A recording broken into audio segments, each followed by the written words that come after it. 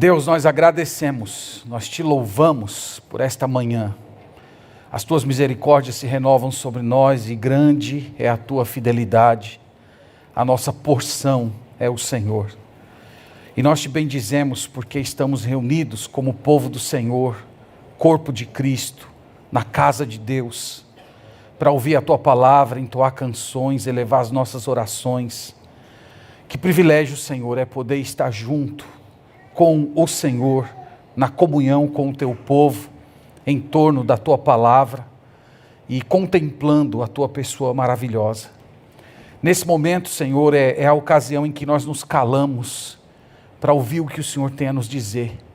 E pedimos que o Senhor conduza a nossa consciência na Escritura, levando-nos a cada verdade da tua palavra, para que ela venha de tal modo repousar em nosso coração, que produza caráter. Tudo isso para a tua glória, e nós oramos no nome do teu Filho Jesus. Amém. Amém. Meus irmãos, eu quero já lhes convidar para o texto sagrado, Gênesis capítulo 42. Deixa a sua Bíblia, por favor, aberta nesse capítulo. É nele que nós vamos considerar hoje.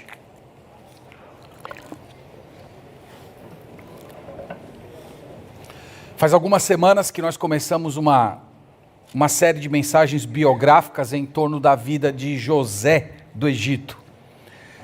Na semana passada nós vimos o processo por meio do qual ele saiu da masmorra e se tornou governador daquele grande império. Ressaltamos que ele interpretou os sonhos de Faraó, aconselhou o rei a guardar 20% e não 25%, conforme eu disse semana passada, do excedente. Faraó acolheu a interpretação e a sugestão de José, mais ainda dizendo que não havia no mundo um homem mais ajuizado do que ele para conduzir todo aquele grande empreendimento de 7 anos. O jovem hebreu então deixou a masmorra e se tornou Zafenate-Paneia, um homem honrado, popular, cheio de autoridade, casado com uma mulher da mais alta nobreza egípcia. Naqueles 7 anos de prosperidade, meus irmãos, José se lançou com toda a força e dedicação naquela vocação imediata que Deus lhe dera, construindo celeiros por todas as cidades importantes do Egito para armazenar excedentes da produção agrícola, de tal modo que aquela nação estivesse pronta para suportar os 7 anos de fome que se chegaria. Então hoje nós vamos ver a continuidade dessa história, nós vamos ver um passo muito importante para a solução do conflito que já foi traçado desde o início, e eu intitulei essa mensagem de Os Filhos de Jacó perante Zafenate-Paneia, né? E eu estou mantendo o nome dele porque é assim que ele se apresenta, só posteriormente que ele se revela como José, mas por enquanto ele é governador do Egito, Zafenate-Paneia, que para todos os efeitos estaria recebendo ali uns possíveis espiões. Vocês vão ver que ao longo da narrativa, é comum você perceber uma sensação de tensão e alívio. Todo o tempo você é tensionado com alguns acontecimentos, de repente você encontra algum alívio e a narrativa vai sendo construída assim, de uma forma muito fascinante. É uma história belíssima e que tem tudo a ver com a história da salvação. Eu dividi, irmãos, esse capítulo em cenas de locais. Há várias maneiras de você dividir uma história narrativa. O método que eu optei hoje é dividir em locais. Nós temos cenas acontecendo no Egito, nós temos cenas acontecendo em Canaã, nós temos cenas acontecendo na estalagem, no meio do caminho. Então a mudança aqui que vai dar a progressão da nossa abordagem é à medida que nós fomos mudando os locais. Nós vamos lendo a passagem, à medida que lemos nós fazemos algumas pausas para considerar o ensino central de cada parágrafo. Então, a primeira cena, irmãos, é em Canaã. Até agora, todo o capítulo anterior se passou no Egito, e é nesse momento que o autor volta a lente da sua narrativa para Canaã, uma conversa muito dura que Jacó tem com os seus filhos, na qual ele os comissiona a tomar uma postura. Então vamos ler do verso 1 a 5, nós podemos ver o seguinte aqui. Sabedor Jacó de que havia mantimento no Egito, disse a seus filhos: por que estáis aí a olhar uns para os outros? E ajuntou: tenho ouvido que há cereais no Egito. Descei até lá e comprai-nos deles, para que vivamos e não morramos. Então desceram os 10 dos irmãos de José para comprar cereal do Egito. A Benjamim, porém, irmão de José, não enviou Jacó na companhia dos irmãos, porque dizia: para que não lhe suceda caso algum desastre. Entre os que iam, pois, para lá, foram também os filhos de Israel, porque havia fome na terra de Canaã. 2 vezes aparece a expressão que a fome chegou em Canaã. Os irmãos se lembram que tanto Jacó como seus filhos eram pastores, e para o empreendimento de sobrevivência deles dar certo, eles dependiam da vitalidade dos pastos. Mas a fome chegou, aquela fome que foi predita pelo Senhor através de José. Então você pode imaginar o pasto secando, a carestia de água, o gado começando a morrer. E chegou num certo momento que os filhos de Jacó já não sabiam mais o que fazer. E nesse momento vocês devem ter percebido que Jacó assume uma postura de liderança e é muito duro com os seus filhos, chegando a dizer que eles estavam agindo com negligência.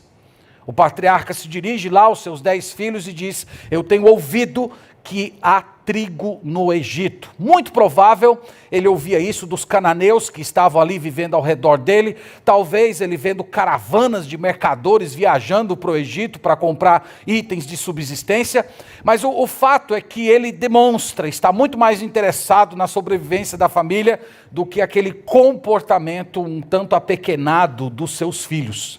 Então ele ordena que eles parassem de olhar uns para os outros, dizendo aqui que eles precisavam se movimentar e que viajassem imediatamente para o Egito em busca de mantimentos. Meus irmãos, era uma viagem longa, eram cerca de 300 quilômetros, acredito que eles devem ter ido montado em animais, seria uma viagem de cerca de 10 dias, era uma época de muito perigo. Vocês sabem que toda vez que a fome se instala no meio de um povo, de uma nação, há o aumento da violência, há o aumento de assaltos, de assassinatos, e eles estavam sujeitos a todas essas situações. O que chama a atenção aqui, você deve ter percebido, é a preocupação do velho patriarca com Benjamim. Benjamim era irmão de José, filho da sua esposa amada, Raquel, e ele carrega o medo de que suceda algum tipo de desastre com aquele menino, e por essa razão ele resolveu reter Benjamim na sua companhia. Por essa fala aqui de Jacó, dá para você sentir um pouco do coração dele. Já haviam passado muitos anos que aquele incidente terrível com José tinha acontecido, dele receber as vestes do seu filho manchadas de sangue, insinuando que um animal tinha devorado ele. Mas parece que de alguma maneira aquela memória ainda era muito vívida na mente do velho patriarca. Ele temia que ocorresse algo do tipo com o outro filho da sua esposa amada. Então, a primeira cena, irmãos, se encerra com os filhos de Jacó se juntando com outros mercadores. Você pode ver isso no verso 5. Eles parecem que se meteram no meio de uma caravana de diversas pessoas que estavam indo para o Egito, e eles então viajam para aquela nação em busca de mantimentos. A segunda cena, a partir do verso 6, já ocorre no Egito, e é o encontro dos 10 de Jacó com Zafenate Paneia. Vamos ler do verso 6 até o verso 25 agora. José era governador daquela terra. Era ele quem vendia a todos os povos da terra. E os irmãos de José vieram e se prostraram rosto em terra perante ele. Vendo José a seus irmãos, reconheceu-os, porém não se deu a conhecer. E lhes falou asperamente e lhes perguntou: De onde vindes? Responderam: da terra de Canaã, para comprar mantimento. José reconheceu os irmãos, porém eles não o reconheceram. Então se lembrou José dos sonhos que tivera a respeito deles, e lhes disse: vós sois espiões, e vieste para ver os pontos fracos da terra. Responderam-lhe: não, senhor meu, mas vieram os teus servos para comprar mantimento. Somos todos filhos de um mesmo homem, somos homens honestos. Os teus servos não são espiões. Ele, porém, lhes respondeu: nada disso, pelo contrário, viestes para ver os pontos fracos da terra. Eles disseram: nós, teus servos, somos 12 irmãos, filhos de um homem da terra de Canaã. O mais novo está hoje com o nosso pai, outro já não existe. Então lhes falou José: é como já vos disse, sois espiões. Nisto sereis provados pela vida de Faraó. Daqui não saireis, sem que primeiro venha o vosso irmão mais novo. Enviai um dentre vós, que me traga o vosso irmão. Vós ficareis detidos, para que sejam provadas as vossas palavras, se há verdade no que dizeis, ou se não, pela vida de Faraó, sois espiões. E os meteu juntos em prisão 3 dias. Ao terceiro dia, disse-lhe José: fazei o seguinte, e vivereis, pois temo a Deus. Se sois homens honestos, fique detido um de vós na casa da vossa prisão. Vós outros ide, levai cereal para suprir a fome das vossas casas. E trazei-me vosso irmão mais novo, com o que serão verificadas as vossas palavras, e não morrereis. E eles se dispuseram a fazê-lo. Então disseram uns aos outros: na verdade, somos culpados no tocante a nosso irmão, pois lhe vimos a angústia da alma quando nos rogava e não lhe acudimos. Por isso nos vem esta ansiedade.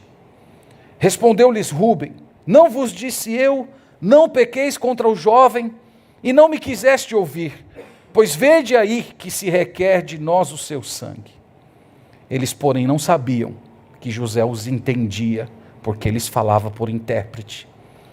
E retirando-se deles, chorou. Depois, tornando, lhes falou, tomou a Simeão dentre eles e o algemou na presença deles. Esse é um dos pontos altos, irmãos, da narrativa.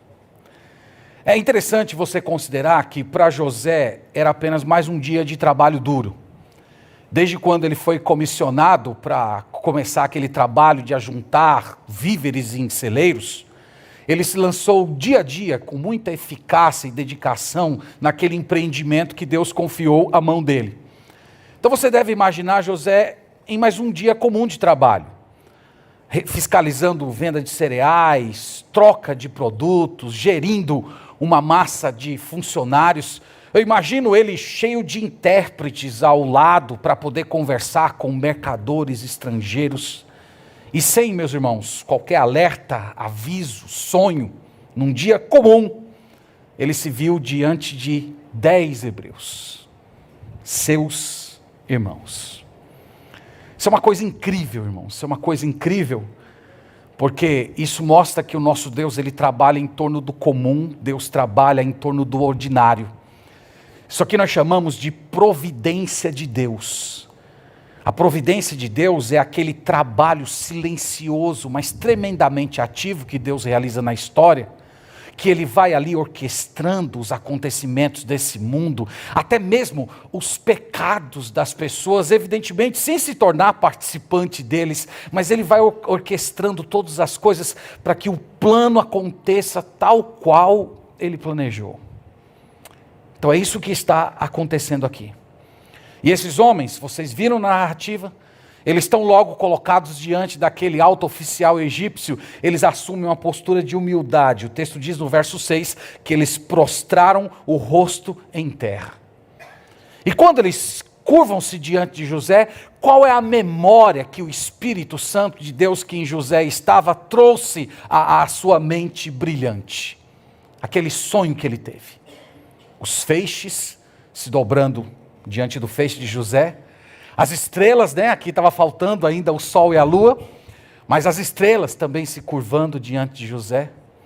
Isso, irmãos, talvez seja um dos pontos marcantes aqui da passagem, que às vezes passa despercebido na nossa leitura. Porque é a partir dessa recordação que José tem, que ele vai definir a estratégia do que ele vai fazer adiante. O que eu estou tentando dizer a vocês é o seguinte, que a partir do momento que Deus trouxe à sua mente o sonho que ele teve ainda quando era um garoto de 17 anos, ele compreendeu o plano de Deus. Ele compreendeu o que Deus queria fazer. Naquele momento é como se tivesse acendido uma luz na sua mente. Ele compreendeu a vontade do Senhor. Eu já sei o que Deus quer. Deus quer que os meus irmãos, que a minha família seja reunida novamente ao meu redor. Deus me trouxe aqui para que todos eles encontrem reconciliação, vida, perpetuidade nessa nova condição na qual eu estou como governador do Egito.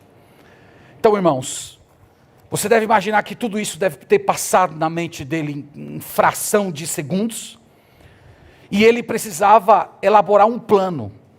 E esse plano tinha que ser muito cauteloso, ele precisava se certificar que todos os conflitos do passado fossem devidamente tratados e superados, tal qual ocorrera com ele, mas que no final todos seriam reconciliados e todos estariam ao redor dele, ele protegendo toda a sua família.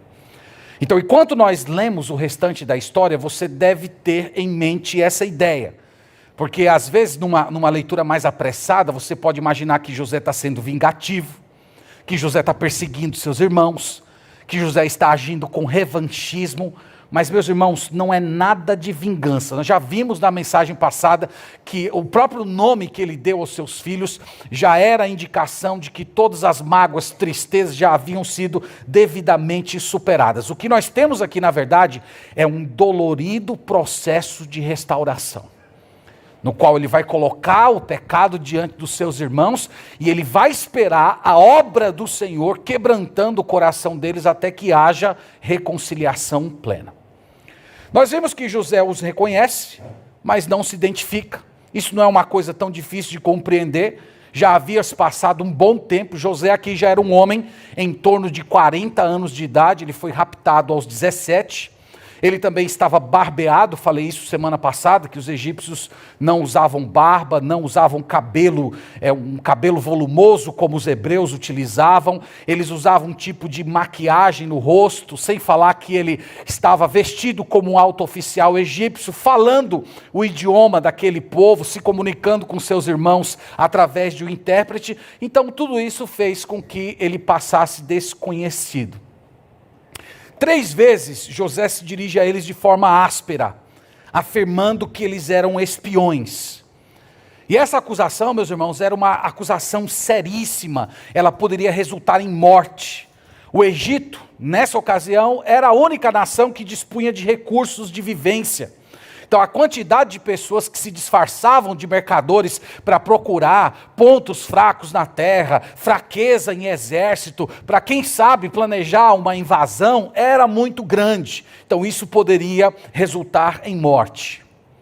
Os 10 filhos de Jacó se defendem veementemente, e é por meio desse aperto na consciência deles que José vai obtendo as informações importantes que ele precisa para poder seguir no processo de se reconciliar com seus irmãos.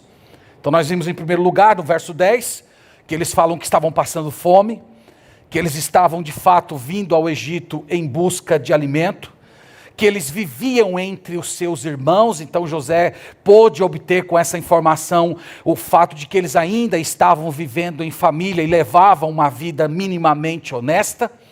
No versículo 12, ele descobriu que esses irmãos tinham um velho pai em Canaã. Você imagina como deve ter ficado o coração aliviado de José, sabendo que o seu pai ainda estava vivo e que esse pai vivo tinha um filho mais novo que ele não quis mandar porque teve um irmão que morreu. Eu fiquei imaginando isso. José, quando viu seus 10 irmãos, eu acho que a primeira coisa que deve ter vindo na cabeça dele é: cadê Benjamim? O que fizeram com Benjamim? Será que fizeram alguma coisa comigo? Eles tinham um revanchismo por causa da primeira, tinham um revanchismo contra mim, não gostavam muito da minha mãe. Será que fizeram alguma coisa com o meu irmão? Então ali ele vai obtendo, irmãos, todas as informações importantes que vão acalmando seu coração e dando a ele o que ele precisava para seguir no processo de restauração. José exige uma prova. A prova é que eles deveriam trazer o irmão mais novo, não seria à toa. 9 deles deveriam ficar presos e um apenas voltaria para Canaã. E José então colocou os 10 do cárcere durante 3 dias. Eu fiquei pensando se isso seria uma espécie de uma recapitulação de Dotã. Vocês lembram o que aconteceu lá em Dotã? Dotã foi o local em que eles pegaram José e jogaram José dentro da cova. E José ficou lá implorando por sua vida enquanto eles comiam e bebiam. Eu não sei dizer se de fato é, mas me parece. Vocês devem ficar imaginando o que eles conversaram nesses 3 dias. 3 dias encarcerados no Egito, acusados de algo que eles não tinham feito. O que vocês acham que eles conversaram? Como é que vocês acham que eles olharam um para o outro? Eles não tinham, meus irmãos, para onde fugir. Eles estavam cada vez mais sendo obrigados a encarar os terríveis pecados que eles tinham cometido. Então, passado esse período de 3 dias, José diz que mudaria os termos do acordo. Ele começa no versículo 18 dizendo: pois temo a Deus. Tá? Essa declaração aqui pode soar um pouco estranha, mas ele está falando mesmo do Deus de Israel. Os irmãos devem se lembrar que Abraão e Isaque estiveram no Egito e a presença deles naquela terra causou muita repercussão. Então os egípcios conheciam sim o Deus de Israel, mas é evidente que eles não adoravam o Deus de Israel como um ser exclusivo, como a Bíblia ensina. Eles adoravam, eles poderiam ter alguma reverência pelo Deus de Israel, junto com o panteão que eles adoravam. Então José está falando mais ou menos o seguinte: eu conheço o Deus de vocês, eu tenho respeito pelo Deus de vocês. Então por causa disso, eu vou ceder um pouco aqui nas minhas exigências. Não precisam ficar presos 10, 9 vão voltar e apenas um vai ficar preso. E vocês vão poder lá então socorrer a família de vocês, mas eu não abro mão de que o irmão mais novo volte.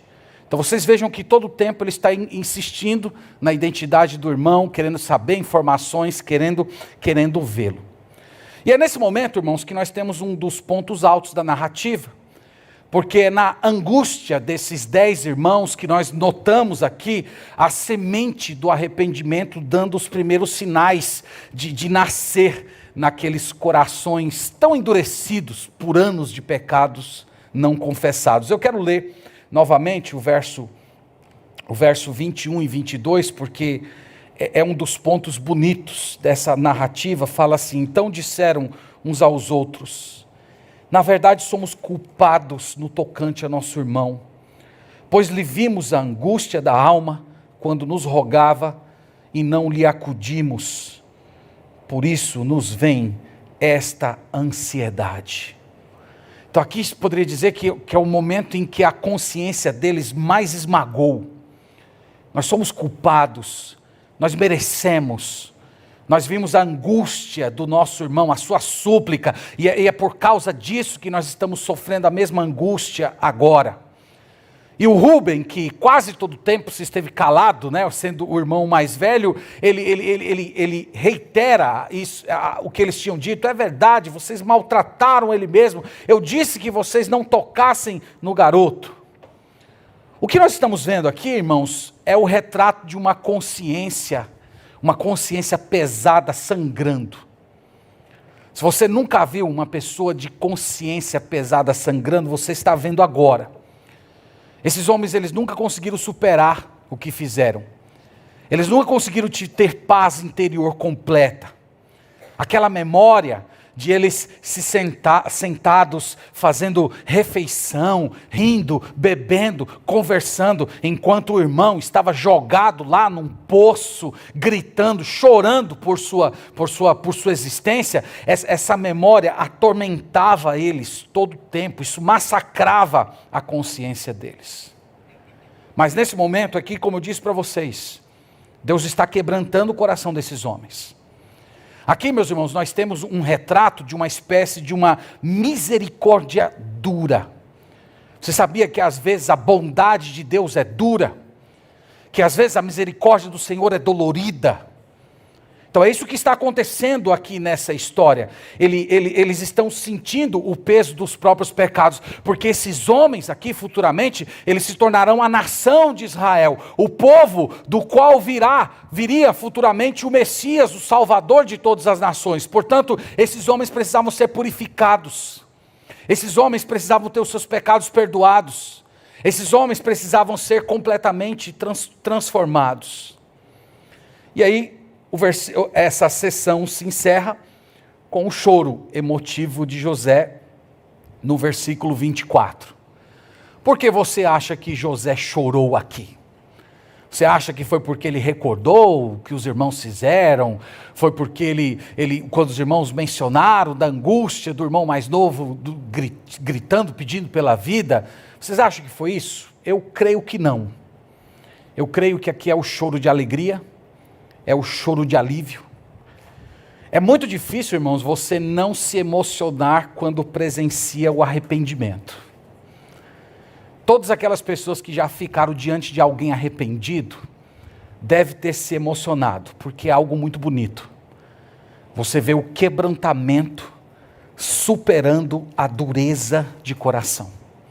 Então aqui nós vemos um pouco mais da alma de José. Aquela dureza dele, aquela aspereza, aquela postura aparentemente rígida, irmãos, não passa de exterioridade. Ele está cheio de ternura, por dentro ele está feliz ao observar que o Senhor está restaurando seus irmãos e quebrantando o coração deles. Então ele se retira para chorar e depois de se recompor, ele algema Simeão.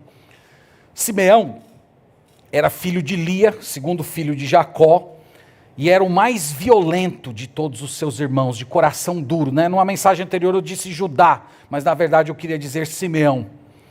E Deus tinha que quebrantar o coração, irmãos, de todos eles. O versículo 25 é bem interessante, queria que você lesse comigo, fala assim: ordenou José que lhes enchessem de cereal os sacos e lhes restituíssem o dinheiro, a cada um no saco de cereal, e o suprissem de comida para o caminho. E assim lhes foi feito. Então José, para compor ainda todo esse cenário, manda restituir o dinheiro completo que eles tinham trazido para comprar cereais, e ainda colocou itens para eles se alimentarem durante a viagem. José fez isso para abençoar, ou José fez isso para apertar um pouco mais a consciência dos seus irmãos? Eu acredito que os dois processos estão ocorrendo aqui. Ele já está cuidando dos seus irmãos. Futuramente, nós vamos ver na narrativa que quando os irmãos voltam para o Egito, eles vão querer pagar o dinheiro lá para o mordomo. Olha, veio o dinheiro a mais. O mordomo, não veio dinheiro a mais nenhum, não. Eu recebi o dinheiro de vocês, né? Isso dá a indicação de que José provavelmente pegou o dinheiro do seu próprio bolso, colocou para os seus irmãos e devolveu o dinheiro deles. Ele já estava cuidando dos seus irmãos, ele já estava providenciando. Aqui, irmãos, já é um sinal do que seria no futuro. José tendo a sua família reunida e ele suprindo as necessidades de todos aqueles que o Senhor confiou a ele. Do verso 26 até o 28, nós temos o regresso à cidade de Canaã, ou à região de Canaã. Nós lemos assim: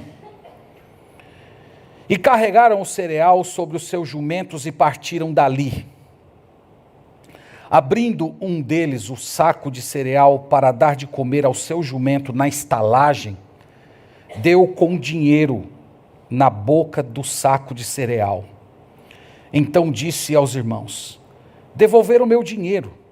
Aqui está na boca do saco de cereal. Desfaleceu-lhes o coração. E atemorizados entreolhavam-se, dizendo: que é isto que Deus nos fez? Então, no meio da viagem, o autor não detalha quantos dias já haviam se passado. Provavelmente eles não estavam muito longe do Egito. Fico imaginando que seria no final do primeiro dia de viagem. Um dos irmãos de José abre e vê o dinheiro. E eles ficam simplesmente desesperados. E vem a interpretação deles. Por que isso está acontecendo? Foi Deus. Aqui, irmãos, eles estão quase que declarando o seguinte: o nosso pecado nos achou. Mais uma vez, irmãos, é o retrato de uma consciência pesada. Uma pessoa que vive com a consciência pesada, qualquer coisa que acontece na sua vida, ela sempre interpreta com os óculos daquela ferida que ela carrega na alma. Ela não consegue ver graça, ela não consegue ver bênção, ela não consegue ver provisão, ela só consegue enxergar a realidade a partir daquele conflito que ela carrega na sua alma. Então eu fico imaginando como deve ter sido terrível a viagem desses homens. Eu fico imaginando eles parados nas estalagens, dormindo pelos campos, tendo que olhar para as estrelas à noite, sabendo que tinha um irmão perdido, que iam ter que chegar em casa, contar, falar alguma coisa para o pai, dar alguma explicação para o pai, retornar futuramente para o Egito para resolver o problema desse irmão. Eu fico imaginando, irmãos, como deve ter sido terrível para eles esse trajeto todo. Do verso 29 ao 38, nós temos a última cena, já na terra de Canaã. Vamos ler. E vieram para Jacó, seu pai, na terra de Canaã, e lhe contaram tudo o que lhes acontecera, dizendo: o homem, o senhor da terra, falou conosco asperamente e nos tratou como espiões na terra. Dissemos-lhes: somos homens honestos, não somos espiões. Somos 12 irmãos, filho de um mesmo pai, um já não existe, e o mais novo está hoje com nosso pai na terra de Canaã. Respondeu-nos o homem, o senhor da terra: nisto conhecerei que sois homens honestos. Deixai comigo um de vossos irmãos, tomai o cereal para remediar a fome das vossas casas e parti. Trazei-me o vosso irmão mais novo, assim saberei que não sois espiões, mas homens honestos. Então vos entregarei vosso irmão e negociareis na terra. Aconteceu que, despejando eles os sacos de cereal, eis que cada um tinha a sua trouxinha de dinheiro no saco de cereal. E viram as trouxinhas com o dinheiro, eles e seu pai, e temeram. Então lhes disse Jacó, seu pai: tende-me privado de filhos. José já não existe, Simeão não está aqui, e ides levar a Benjamim. Todas essas coisas me sobrevêm. Mas Rúben disse a seu pai: mata meus 2 filhos, se tu não o tornar a trazer. Entrega-mo e eu tu restituirei. Ele, porém, disse: meu filho não descerá convosco. Seu irmão é morto e ele ficou só. Se lhe sucede algum desastre no caminho por onde fordes, farei descer minhas cãs com tristeza à sepultura. Então a última cena se passa em Canaã. Irmãos, o processo de quebrantamento no coração desses homens já havia começado, mas vocês percebem que ainda não havia sido completo. Eles tiveram a oportunidade de confessar ao velho Jacó aqui. Lembrem-se que depois de José, a pessoa que mais sofreu com tudo o que aconteceu, com a mentira, a truculência deles, foi o velho pai. Mas eles ainda maquiaram a história, esconderam alguma coisa. Eles já haviam reconhecido sim que a mão de Deus estava cercando eles, mas o processo ainda não estava pronto. Eles ainda tinham uma parte do coração que estava endurecida. Isso mostra muito, irmãos, como é o coração humano. O coração humano nem sempre se quebranta de uma vez. É muito bom quando isso acontece, é muito bonito. Mas às vezes o quebrantamento acontece em etapas. Às vezes Deus vai colocando, Deus vai cercando e Ele trata ali uma certa parte do coração, mas tem outras ainda que ficam lá endurecidas e o Espírito Santo de Deus vai se movimentando na alma, colocando cada aspecto endurecido para que seja devidamente tratado. Então é isso que está acontecendo aqui com esses homens. Eles descobriram que o dinheiro havia sido restituído a todos, o texto diz que ficaram com muito medo, e o velho Jacó manifesta aqui toda a sua amargura. Não sei se vocês tiveram essa sensação, mas ela me veio de um homem idoso, muito amargurado, cheio de traumas na sua alma, dizendo que estava perdendo seus filhos, que havia perdido José, perdido Simeão, estava correndo o risco de perder Benjamim, e ele meio cheio de autocomiseração. Quantas coisas estão me sobreviendo, como eu estou sofrendo. Então ele se vê assim, quase como que um homem, o pior de todos os homens. Aí entra o juramento tolo de Rúben: se eu não te restituir, mata os meus 2 filhos, né? Uma coisa muito estranha. Mas a história termina com Jacó batendo o martelo de que ele não enviaria o seu filho mais novo. Eles iam ter que encontrar uma outra solução. Essa, irmãos, é uma exposição da passagem, e eu quero agora passar para algumas lições que nós podemos aprender dessa narrativa tão intensa, tão marcante, tão bela.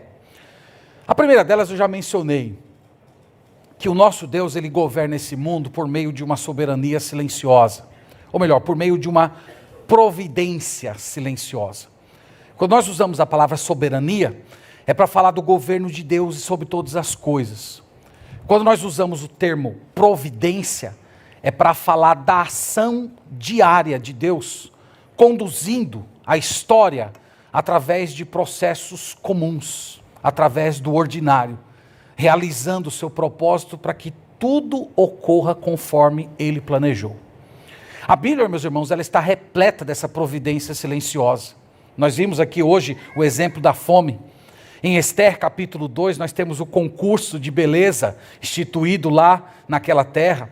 Em Daniel capítulo 2, nós temos o sonho. Em Lucas capítulo 2, nós temos o censo convocado por César Augusto, que fez com que a família de Jesus tivesse de deslocar para a cidade de Belém. Deus governa, meus irmãos, o mundo através de uma soberania ativa, porém silenciosa. E o que isso tem a ver com a gente? É que se você crê nesse Deus, irmãos, nesse Deus exaustivo, que não apenas escreveu planos gerais, mas Ele se importa com cada capítulo, até mesmo com um fio de cabelo, o passarinho que morre. Se você crê nesse Deus que é exaustivo, planeja todas as coisas, você não pode ter pressa em rotular os acontecimentos da sua vida como sendo bom ou mal. Então, se você crê nesse Deus, você não pode ser precipitado nesse tipo de avaliação. Às vezes o que você chama mal, pode ser muito bom. E aquilo que você talvez de imediato ache que é muito bom, pode ser tentador, pode ser destrutivo. Então olha a história de José. O sofrimento de José, foi bom ou foi mal? Esse episódio no qual a consciência dos seus irmãos vem sendo esmagada, apertada, de diversas situações, tendo que ficar presos, encarar feridas terríveis do passado. Isso foi bom ou isso foi mal? Então, se você é uma pessoa do Senhor, você precisa dar um passo atrás antes de ficar avaliando os acontecimentos da sua vida. Se você é uma pessoa que confia nesse Deus todo-poderoso, exaustivo, que planejou cada acontecimento que ocorre nesse mundo, que se importa até dos processos que ocorrem no mundo invisível, você não pode ficar murmurando, você não pode ficar desperdiçando seu sofrimento com ressentimentos. Você precisa acreditar que todas as coisas cooperam para o bem daqueles que amam a Deus. Porque esse Deus é poderoso, esse Deus é soberano, esse Deus é providente e Ele conduz. Então, pega essa história e avalie a sua vida a partir dessa ótica. Eu creio nesse Deus aqui. Esse aqui é o meu Senhor. esse mesmo ente que governa todos os acontecimentos do mundo, está governando a minha vida nesse momento. E eu sei que a sua boa mão vai prevalecer e a vontade boa, perfeita e agradável dele é que vai, no final das contas, prevalecer na minha vida. O que mais que nós aprendemos nessa história? Nós aprendemos, irmãos, que nunca é tarde para reconhecer o pecado e demonstrar arrependimento. Quantos anos se passaram aqui? Se passaram, irmãos, mais de 2 décadas. 2 décadas em que o pecado se cristalizou na alma desses 10 hebreus. Tem muitas pessoas que pensam que o tempo resolve pecado. Eu sei que o tempo tem um poder maravilhoso de muitas vezes resolver alguns conflitos. Mas em si mesmo o tempo não resolve o pecado. O que resolve o pecado é a confissão, é o arrependimento, é o abandono. Nós vimos aqui, irmãos, que um dos efeitos do pecado não confessado é que ele se mistura com a alma da pessoa de tal maneira que ele acaba se tornando um modo de viver e de encarar a vida. Então, o pecado dos irmãos de José acabou meio que se tornando o óculos por meio do qual eles liam os acontecimentos ao seu redor. E é por isso que a Bíblia oferece para todos nós a possibilidade do perdão, da reconciliação, do reconhecimento, do arrependimento. Essa postura maravilhosa, cristã, de assumir a sua responsabilidade e dizer, eu pequei.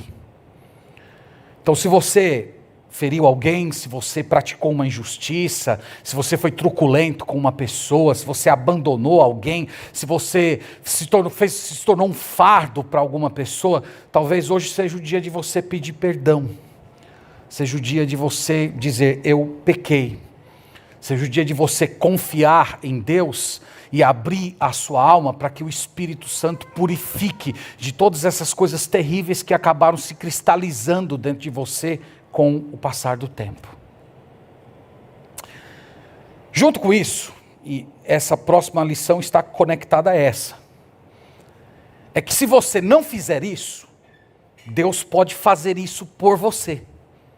É isso que nós aprendemos nessa história. Então os irmãos de José resistiram a dar esse passo. E o que é que Deus fez com eles? Deus então forçou eles a encarar o seu próprio pecado. Então eu estou te apresentando isso já como uma espécie de advertência prévia, porque você pode ter ouvido a exortação anterior e você achar que você pode adiar um pouco mais, que você pode deixar para lá de repente.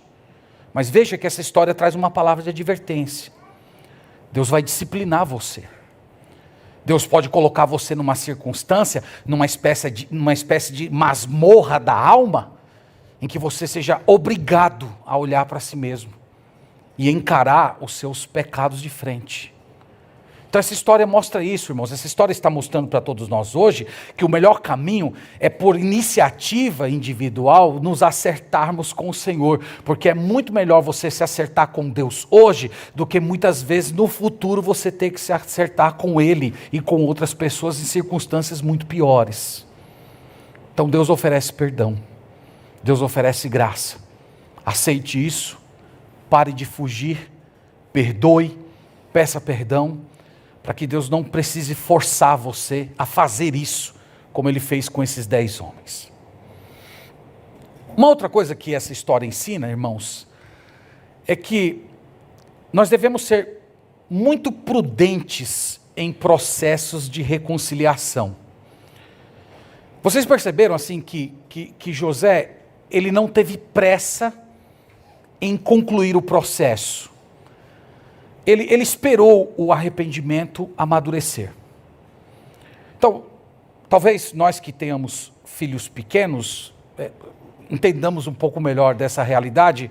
Então imagina que seu filho, sua filha fez uma coisa errada e foi uma coisa grave, mas diante daquele primeiro sinalzinho de arrependimento, você já, não, tá tudo bem, vem cá, tá aqui um pirulito para você, tá tudo certo, deixa para lá, esquece. E você não deixa a criança sentir o peso daquilo que ela realizou. Quando pais fazem isso, pastores também cometem muito esse erro, nós acabamos meio que abortando o processo de reconciliação e restauração. Então nós temos que ter cuidado com isso. Nós vimos aqui José, ele não simplesmente deu um colorido, passou um pequeno remédio naquela ferida de anos, não. Ele deu um tratamento profundo, dolorido. Ele não se deteve na superficialidade. E nós podemos dizer, irmãos, que nós vamos ver futuramente que tudo será superado, devidamente colocado no lugar, porque ele fez isso, ele não abortou o processo, ele não tentou antecipar etapas, ele deixou com que o arrependimento fosse criando frutos e quebrantando cada parte do coração dos seus irmãos, até que tudo estivesse resolvido. Então isso aqui é uma instrução importante para a gente, nos nossos relacionamentos, os pastores, os líderes, os pais de família, nós temos que respeitar as etapas do quebrantamento e não abortar o processo, porque pode produzir arrependimento superficial. E arrependimento superficial sempre vai desembocar futuramente em rebeldia. Então, lembre-se disso. Termino, irmãos, lembrando vocês que José, ele se mostra um homem como o Senhor Jesus Cristo será no futuro. Um homem bondoso, um homem generoso, um homem que oferece, que doa, que abençoa pessoas que magoaram. Então José aqui, ele espelha aquele homem perfeito que nós vamos encontrar no Novo Testamento, o nosso Salvador, que veio a esse mundo, morreu pelos nossos pecados e ressuscitou por causa da nossa justificação. E ele é sempre colocado, tanto ele como o Senhor Jesus, como modelo, segundo o qual nós devemos avaliar as nossas atitudes para com as pessoas que nos feriram. Então como é que você trataria alguém que muito lhe magoou e volta para você pedindo ajuda, precisando do seu apoio, precisando que você estenda a mão? Como é que você faria? Como é que você receberia essa pessoa? Ou melhor, você a receberia de fato? Então José é colocado aqui como uma imagem do Senhor Jesus Cristo, que é insultado pelos pecadores, morto por todos aqueles que o perseguiram e depois oferece salvação para todos aqueles que lhe causaram dor. Esse é o nosso Senhor Jesus Cristo e Ele está entre nós aqui hoje e é para Ele, meus irmãos, que toda a Sagrada Escritura aponta. Portanto, que Deus nos abençoe com a sua palavra e que ela habite ricamente nosso coração, produzindo mudança, caráter cristão e um comportamento apropriado para todos aqueles que são do Senhor. Amém. Vamos orar a Deus nesse momento. Nós te bendizemos, Pai, nesse momento. Nós te agradecemos por tua palavra. Obrigado, Senhor, por meditar nessa história tão bela, pelo Senhor ter dirigido teu servo Moisés pelo Espírito Santo, para que ele redigisse essa história, e hoje podermos lê-la, sermos encantados, desafiados, advertidos por meio dela. Muito obrigado, Senhor, por isso.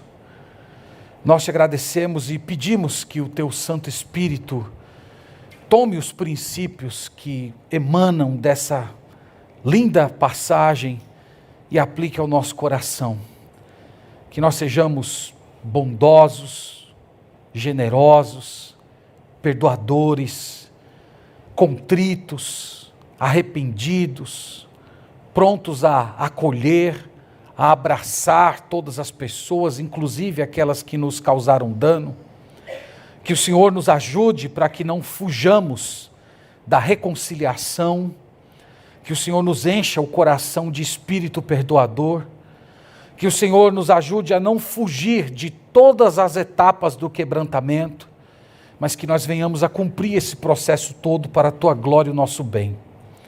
Nós pedimos também por esta igreja, para que aqui, Senhor, seja um local de acolhimento, amizade, perdão, restauração, reconciliação. Que seja, Senhor, um ambiente em que o Teu Espírito está constantemente quebrando os nossos corações. Realiza isso, Senhor, para a Tua glória e para a nossa vitalidade espiritual. É a oração que nós fazemos no nome do Senhor Jesus. Amém.